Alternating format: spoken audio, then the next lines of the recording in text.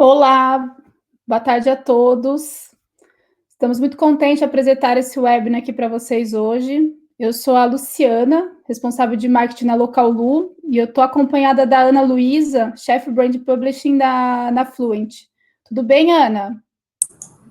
Oi, Luciana, tudo bem? Oi, pessoal, boa tarde.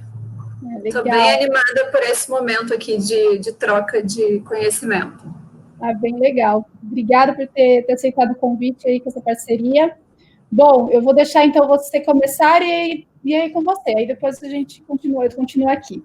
Pode ir. Bom, então, pessoal, boa tarde. Eu sou a Ana Heloísa, eu sou a head do editorial da Fluent, que é o braço de brand publishing da Webidia Brasil. Só para dar um pouquinho de contexto para vocês, a Fluent existe há quase 8 anos, desde sempre produzindo conteúdo para marcas, né, de uma forma principalmente always on. Então, trabalhamos com sites, com redes sociais, com vídeos, e, enfim, a minha expertise é justamente a parte de sites, então tem uma equipe, inclusive uma galera aqui nesses participantes, produzindo conteúdo todos os dias para marcas de vários segmentos de mercado. Então, nesses 8 anos já produzimos conteúdo para mais de 50 marcas, entre alguns projetos de longo tempo. Então, temos sites há 7 anos, quase 8 anos no ar também. E é um desafio enorme trabalhar SEO a longo prazo. Então, como vocês devem saber, SEO é uma ciência lenta, então é um trabalho que vai sendo construído ao longo do tempo para, lá na frente, colher muitos e bons frutos. Então, eu trouxe aqui para vocês um pouquinho do que é o SEO, de como trabalhamos, o que uma marca pode se beneficiar de uma estratégia de SEO bem resolvida. Então, vou começar por aqui. Podem me interromper se tiverem dúvidas, ou a gente pode ir comentando aqui no chat e as dúvidas ficam para o final, como vocês se sentirem melhor.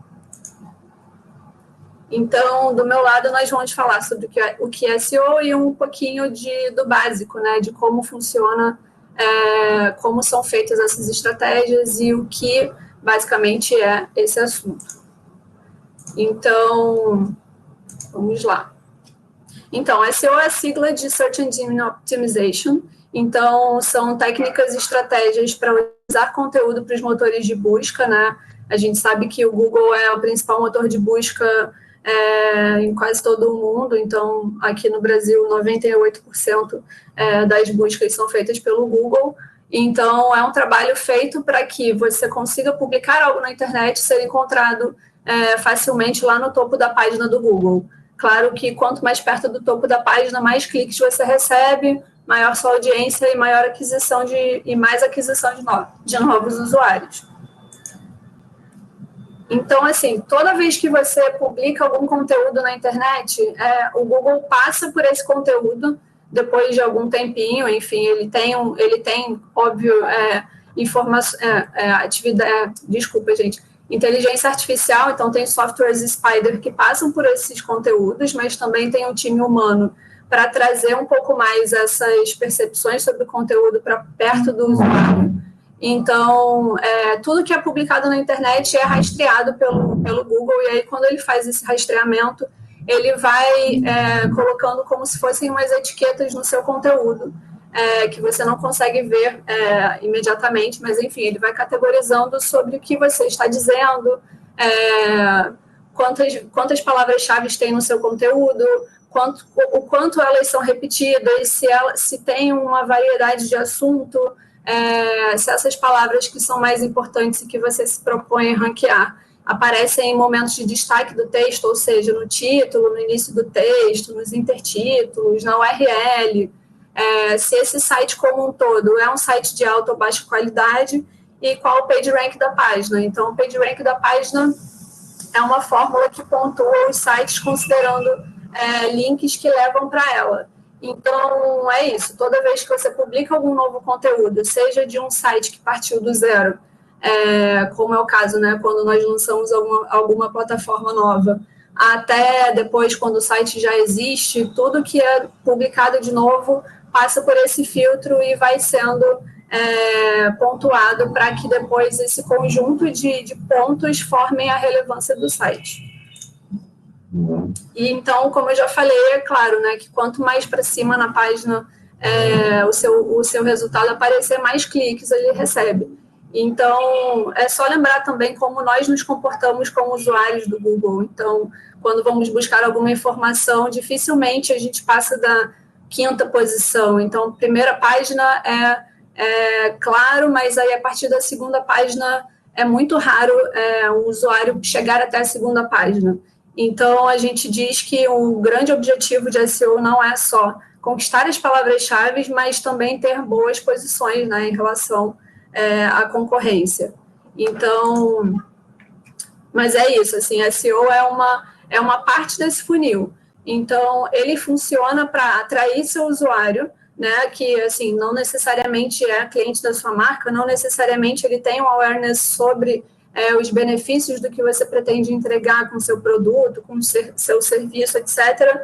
Mas as pessoas estão no Google buscando assuntos, né, buscando dúvidas, tirar dúvidas, comparar produtos, saber onde tem algum serviço perto de você, etc. E aí, quando você faz um trabalho de SEO bem feito e consegue bons posicionamentos, você vai responder precisamente o que as pessoas querem saber. Então, por isso que SEO é muito valioso por ser, quando bem trabalhado, né, a resposta para o que o usuário está perguntando. E, assim, o usuário é o centro. Então, muitas vezes, existe um pouco de desconhecimento sobre o que é realmente o SEO, às vezes até no mercado, às vezes entre meio de jornalistas que não necessariamente trabalham com esse tipo de conteúdo, por exemplo, que, enfim, acreditam que SEO é só um punhado de palavras-chave que vai responder alguma coisa, mas, na verdade, é uma estratégia muito maior. Assim, o Google, a premissa dele é entregar a informação que o usuário está buscando da forma mais precisa e mais rápida possível. Então, por isso, a gente tem que sempre produzir um conteúdo de qualidade que responda, de fato, aquelas perguntas. Então, sites que a gente vê, às vezes, até bem posicionados, mas com um certo clickbait, que muitas vezes promete uma entrega, promete um resultado ali que, quando você clica, vê que não existe. Esse tipo de conteúdo depois é penalizado. Então, ele sai das primeiras posições e realmente, a médio e longo prazo, só fica bem posicionado quem, de fato, entrega a melhor resposta para o usuário.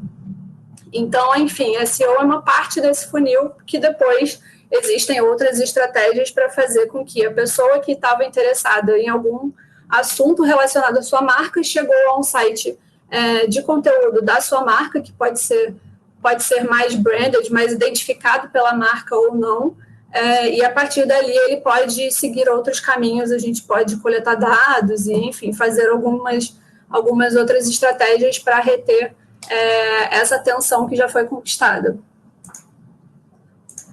Então, é isso, SEO é muito procura e demanda. Então, enfim, por dia são usadas cerca de 5 bilhões de vezes o Google no mundo todo. E 15% dessas buscas nunca tinham sido feitas antes. Então, 15% de 5 bilhões são coisas que as pessoas escrevem na barra de pesquisa do Google, escrevem ou falam, né, que nunca tinham sido pesquisadas antes. Então, isso leva o Google a ter que improvisar. Claro que não de uma forma assim, parece amadora, mas, enfim, eles têm que... o Google leva cerca de meio segundo para formar a página que ele vai te mostrar com resultados. Então, quando você busca, aqui nesse exemplo, era um exemplo de tapioca, porque a página de resultado do Google também varia muito de acordo com o assunto que você está buscando. Então, se vocês perceberem, quando vocês buscam esse exemplo aqui da tapioca, quem busca simplesmente a palavra tapioca pode estar interessado em saber onde tem um lugar para comer tapioca perto de você. Então, é aquele resultado com mapa, com a indicação dos lugares. Pode estar interessado em saber o que então tem uma ficha ali de produto, de assunto, né, que entrega o que é o assunto, mostra foto, enfim, dá algumas referências nutricionais.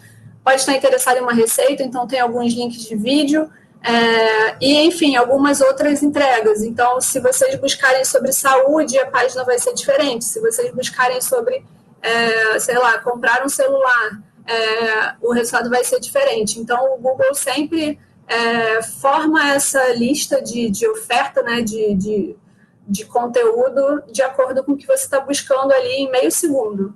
Então, é claro que todo mundo já deve ter passado por alguma situação de buscar algo muito específico que não realmente teve que ir até a segunda, terceira página para encontrar a resposta, encontrar algo que estava buscando. Mas é isso, a ideia é entregar de forma rápida e prática um conteúdo confiável.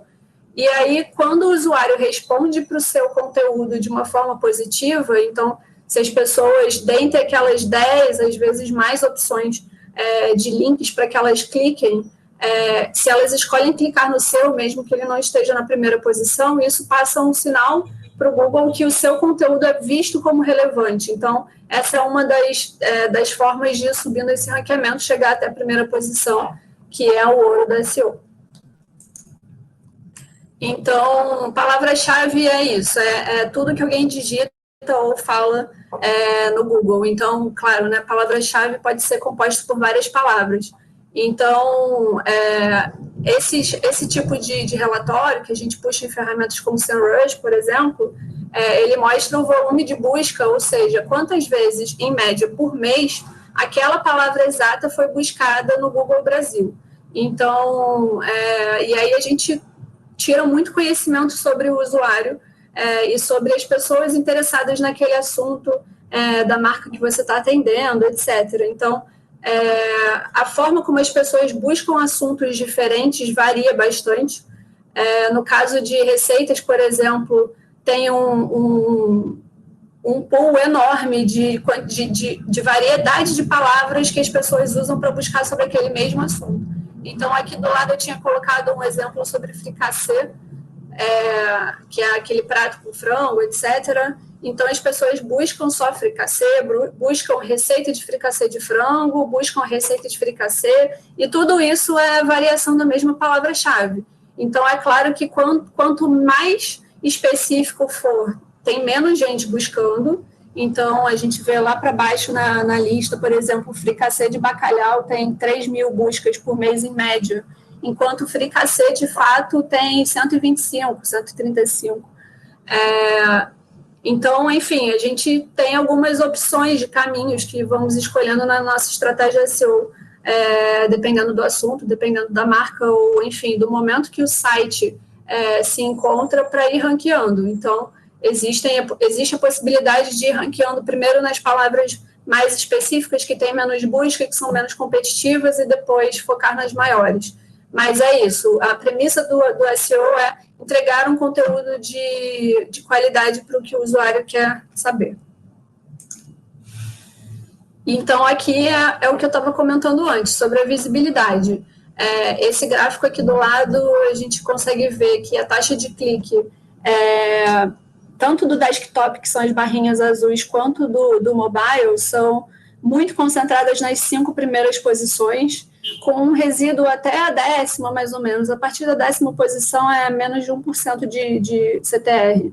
Então, enfim, a gente realmente tem que lutar bastante para que não só o ranqueamento aconteça, mas que a posição seja lá no topo da página. E, enfim, quando isso é bem trabalhado, a médio e longo prazo, a gente tem resultados incríveis. Assim, eu tenho um dos nossos projetos que existem na casa hoje, por exemplo, a gente consegue ter uma estimativa no próprio SEMrush, né, uma dessas ferramentas, a gente consegue ter uma estimativa de quanto custaria comprar aquelas palavras no AdWords se quiséssemos os mesmos posicionamentos que temos hoje com o orgânico. E um desses projetos, que é sobre saúde, e tem muitas palavras-chave, é líder isolado da categoria. Então, para muitos assuntos que são buscados sobre aquele assunto, esse site está na primeira posição, na maioria deles. Então, a estimativa era de $500 mil por mês de AdWords para comprar aquelas palavras. Então, enfim, dá para... Não preciso nem dizer que Obviamente, o investimento é muito abaixo disso, mas é isso, é um trabalho que vai sendo construído, né? Então, aqui é um pouco disso que eu falei. Nesse gráfico, a gente vê a linha horizontal, né? Vai mostrando a quantidade de palavras-chave e verticalmente é a audiência convertida. Então, essas duas bolinhas azul e verde são os sites desse segmento, né? Esse é um recorte do território de receitas, pegando sites médios, que não são os líderes do assunto no Google Brasil. Os que estão mais para a direita são os que têm mais palavras-chave, mas os que estão mais para cima são os que têm mais audiência. Então, esse azul claro e o rosa são realmente, comparativamente com os outros, os que têm a melhor performance. Não tem tantas palavras quanto os outros, mas, de repente, essas palavras que eles têm mais volume de busca ou são mais bem posicionadas. Então, enfim, são muitos fatores que determinam o sucesso de um projeto SEO. E aqui eu trouxe um exemplo de como funciona a curva de tráfego em um projeto recém-lançado de SEO. Então, aqui é um dos projetos que a gente lançou cerca de um ano atrás. Enfim, existem estudos que apontam que pode demorar até um ano para que um conteúdo apareça na primeira posição do Google para uma palavra-chave que seja mais competitiva. Na verdade, as mais competitivas pode demorar até mais tempo. Então, realmente é um trabalho de ir populando o site com conteúdo variado, que abrace várias palavras-chave, tanto as mais concorridas quanto as menos concorridas, para ir ranqueando e subindo esses posicionamentos. Então, como eu falei, você publica um conteúdo novo, o Google passa pelo seu conteúdo, te dá uma nota, então ele vai ranquear provavelmente o seu site em posições lá para baixo, depois da 5ª página, e aí conforme o tempo vai passando e ele vai você vai recebendo alguns cliques, ele vai passando de novo no seu conteúdo, em comparação com outros, ele vai vendo que o seu conteúdo, quando é bem feito, merece estar em uma posição melhor.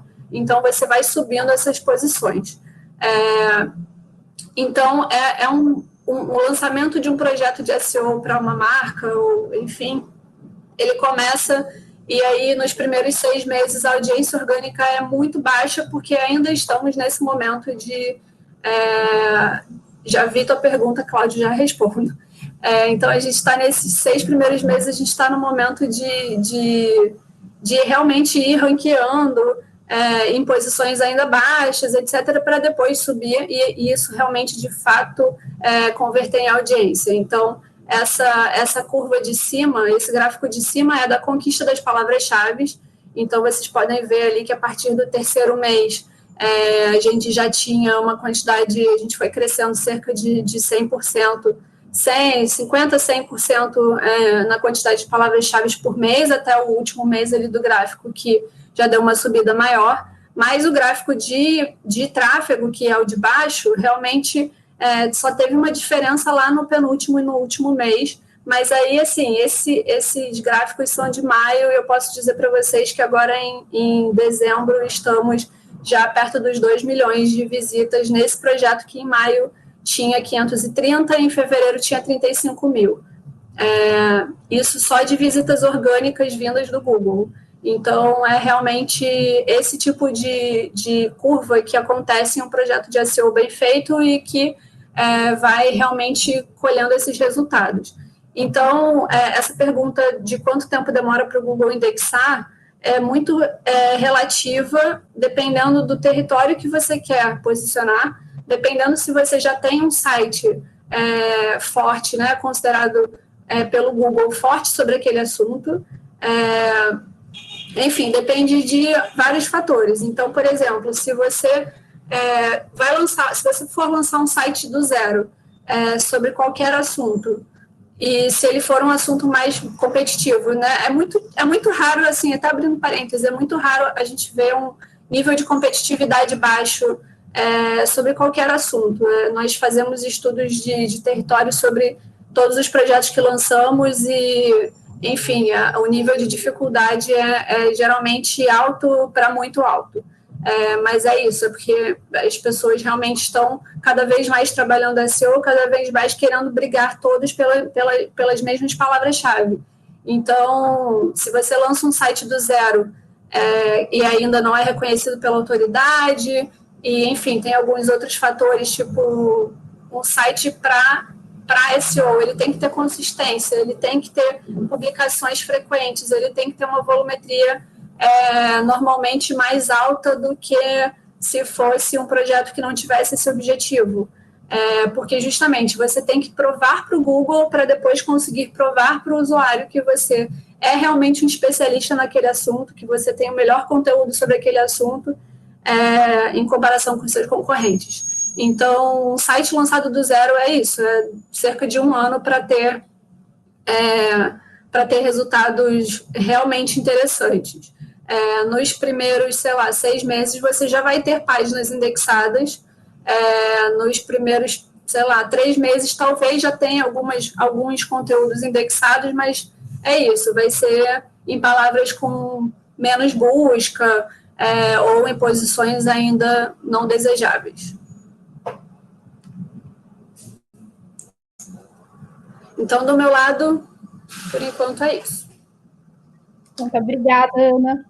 Bom, gente, agora eu vou continuar a falar ainda de SEO, mas no meu caso é SEO local, né, e as estratégias para as empresas com o Google My Business. Então, vamos lá. Então, o que o Google fez, né? O que ele mudou? Ele mudou a forma de interação como os usuários buscam as empresas atualmente. Então, ele virou realmente a nova vitrine virtual dos estabelecimentos e acabou virando o primeiro ponto, né, de contato entre as empresas e os usuários.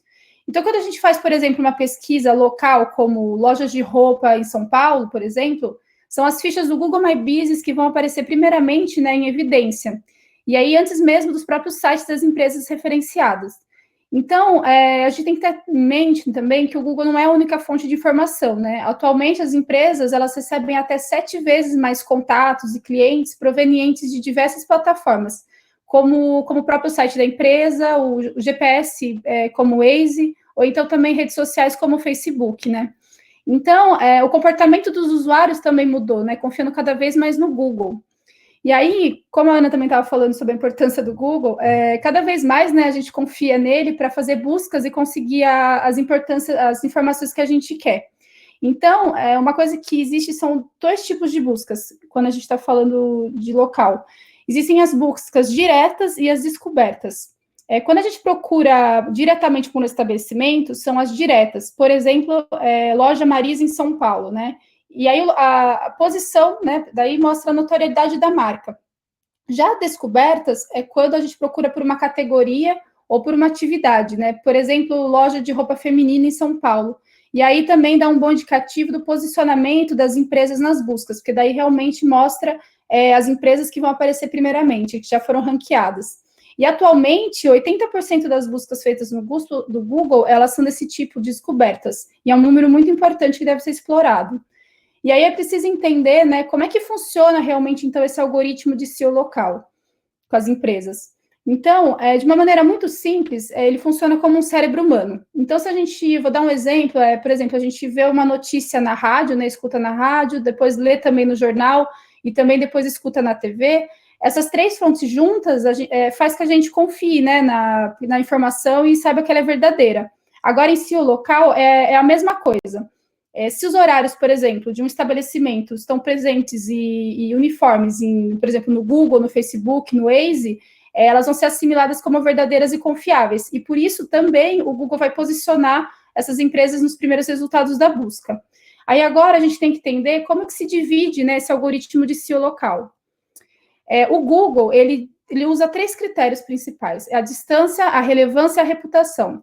A distância é realmente a distância, né, entre o estabelecimento procurado na empresa ou a localização do internauta, ou então também em função da zona desejada. Por exemplo, loja de roupa esportiva em São Paulo. Já a relevância tem a ver com a coerência, né, o que foi pedido na busca e se as informações que vão ser apresentadas são presentes, elas são corretas. Então, por exemplo, se eu busco uma loja de roupa esportiva aberta em Pinheiros, em São Paulo, o resultado que ele vai ser entregue, ele realmente é uma loja de roupa esportiva, ele realmente é uma loja, né, aberta no horário que eu estou pedindo, e se realmente está no bairro desejado em São Paulo. Já a reputação, ela já é dividida em 3 pontos principais. O primeiro é se todas as informações do estabelecimento, eles estão corretos e disponíveis no máximo de plataformas, né? Por exemplo, a ficha do Google My Business, o Facebook, o Waze, etc. O terceiro é se essas informações são confiáveis e uniformes, tipo padronizadas. E a reputação, né? Que é a nota média da ficha, né? O número de avaliações presentes nelas e se essas avaliações, elas têm uma frequência de respostas, que é muito importante para o posicionamento também. Então, agora eu vou apresentar quais são as recomendações que a Locallu dá para fazer nas fichas do Google My Business. Então, como eu estava falando anteriormente, as fichas do Google My Business, elas se tornaram realmente as vitrines virtuais, né, das empresas.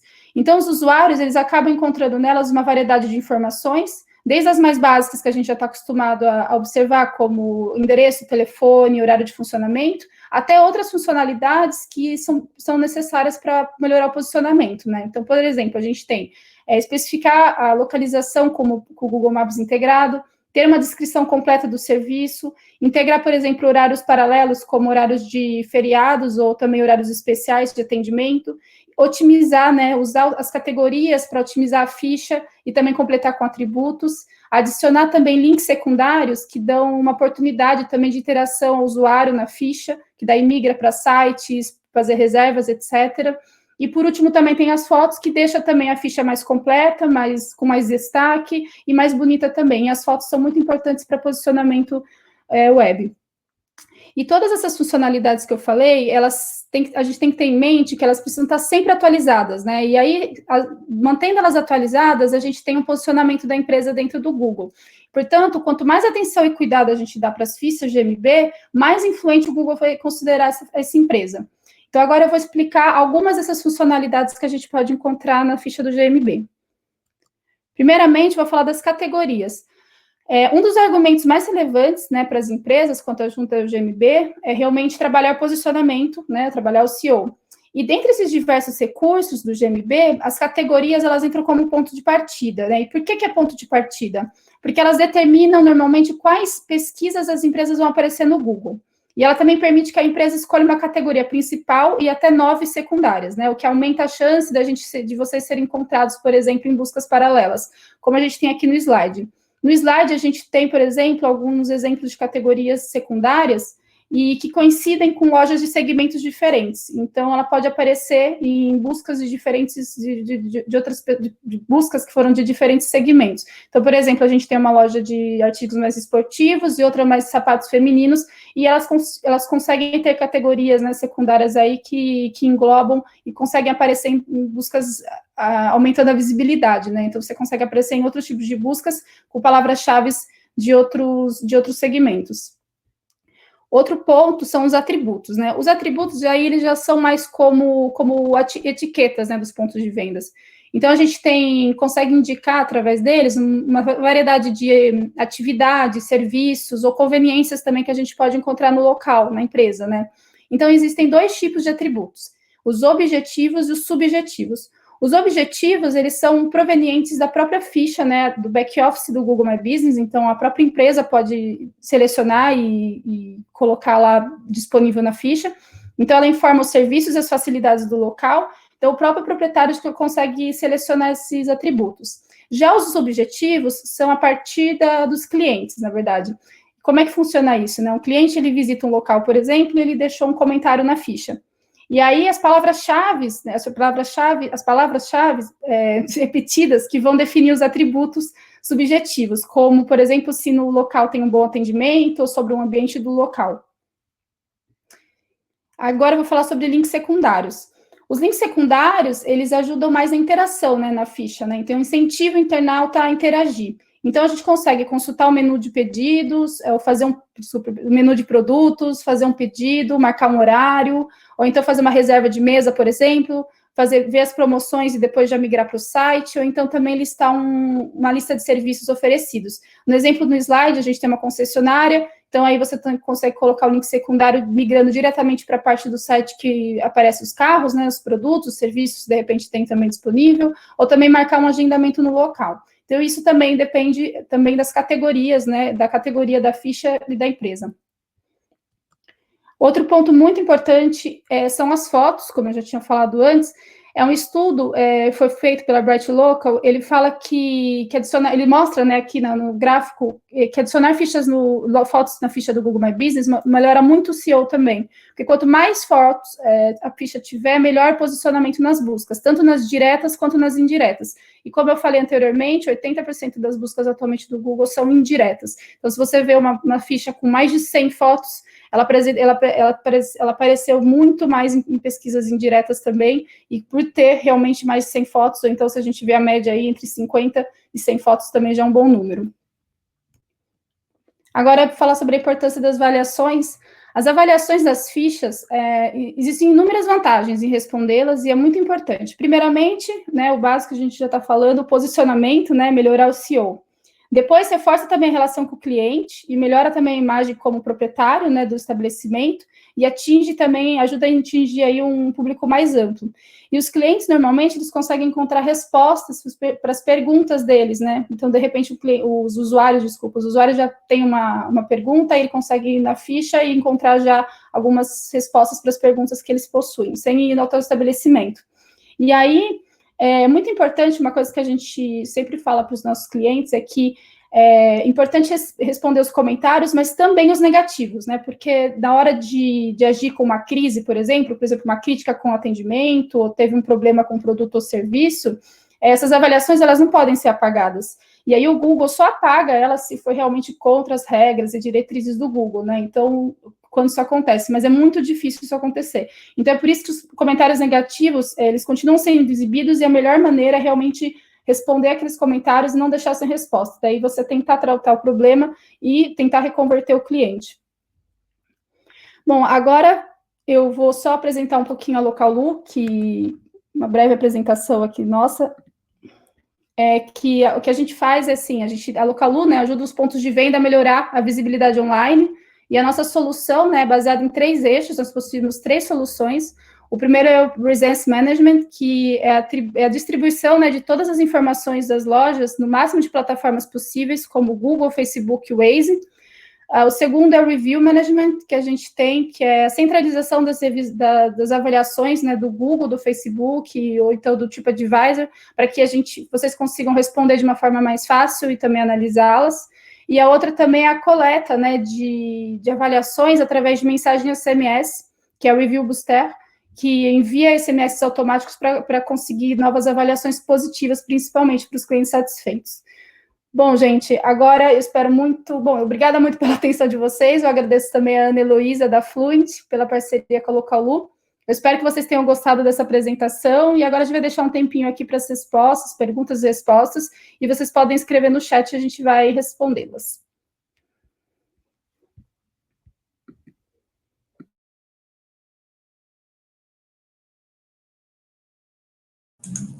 Enquanto as perguntas surgem, posso comentar um paralelo que eu pensei aqui agora entre essas avaliações que você comentou, Luciana. Na SEO é a mesma coisa.